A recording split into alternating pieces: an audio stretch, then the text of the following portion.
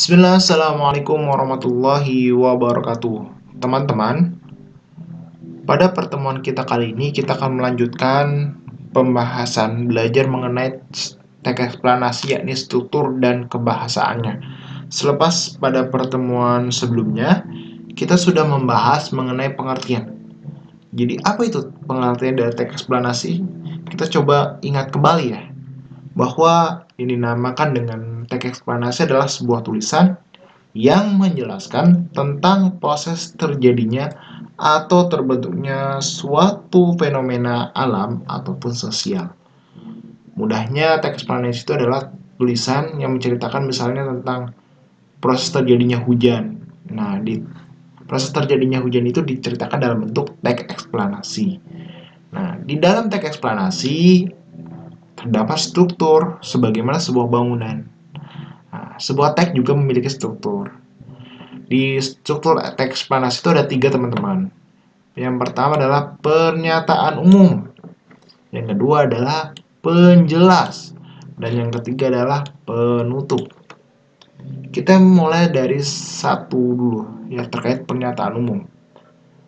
Bahwa yang dinamakan pernyataan umum ini berisikan informasi singkat tentang suatu topik yang dibicarakan. Atau bahwa di dalam pernyataan umum ini penulis memberikan informasi singkat tentang topik yang akan dibicarakan. Misalnya penulis akan membicarakan tentang gempa.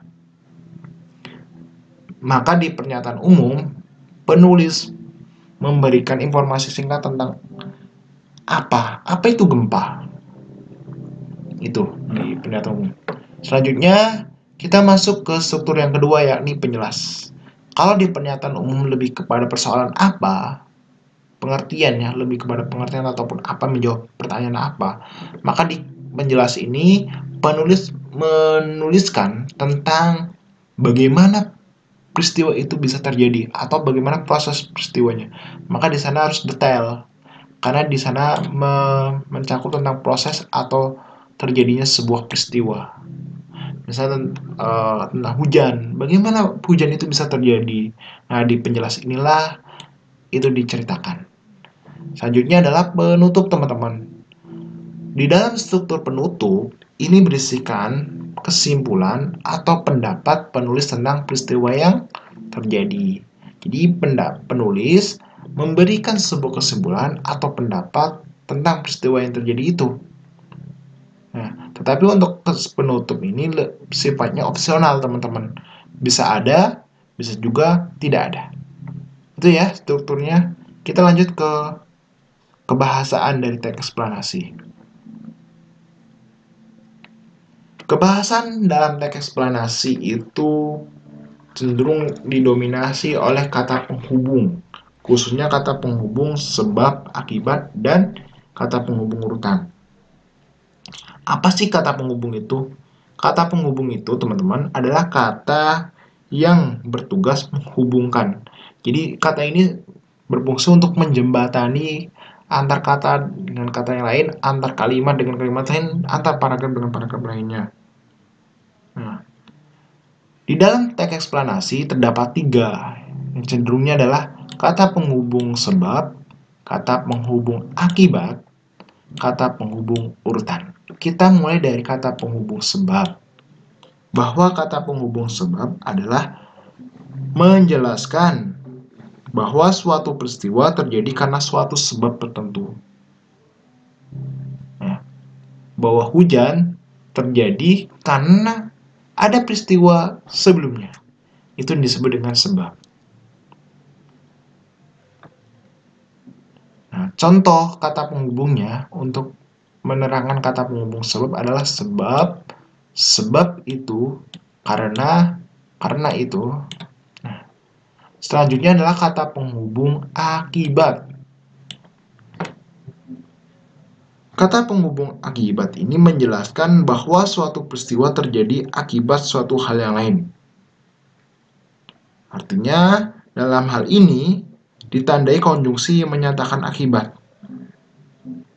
Nah, contohnya adalah, contoh kata penghubungnya adalah sehingga, sampai, akhirnya.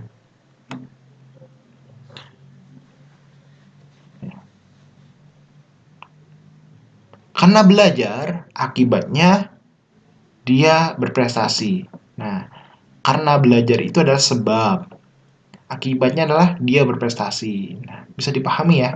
Nah, yang terakhir adalah kata penghubung urutan. Ada mula-mula, lalu, kemudian.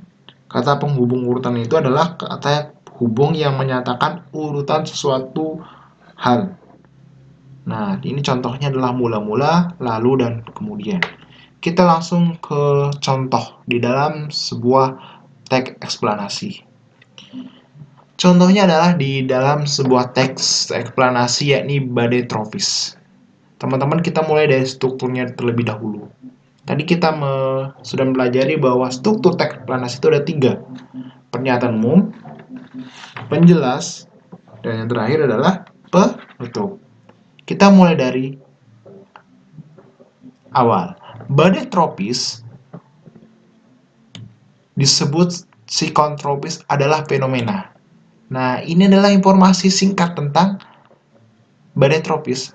Jadi penulis menuliskan tentang apa itu badai tropis, maka disebut dengan struktur yang pertama. Ini apa? Pernyataan umum. Selanjutnya di paragraf kedua. Di sana dia sudah menjelaskan detail tentang bagaimana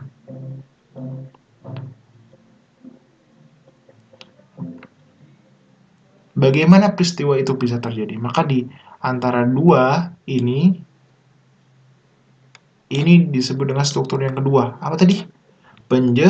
Penjelas. Nah, yang ketiga ini, dengan mengetahui pergerakan badai tropis serta memahami dampak yang ditimbulkan, maka kita dapat. Ini adalah kesimpulan dari penulis. Maka dia disebut dengan struktur yang ketiga, yakni penutup. Itu ya. Nah, ini kalau struktur. Kita masuk ke dalam kebahasaan. Di dalam kebahasaan teks eksplanasi, kita tadi mengetahui ada sebab, akibat, dan urutan. Kalau sebab apa? Alasan terjadi sesuatu. Yakni apa saja tadi? Sebab itu, karena, dan karena itu. Kalau yang akibat, apa? Sehingga, sampai, dan akhirnya. Teman-teman bisa melihat di paragraf kedua, yakni di ini. Nah, ini adalah kata penghubung yang disebut dengan akibat. Kata penghubung akibat. Maka kita lihat lagi, apakah ada lagi?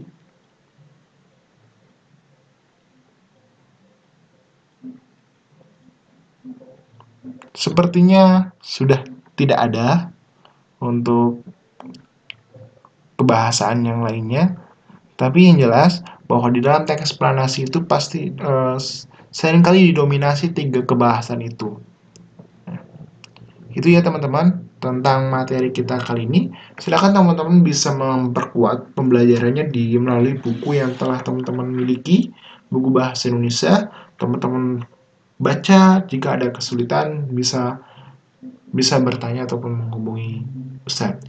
Terima kasih, tetap semangat. Wassalamualaikum warahmatullahi wabarakatuh.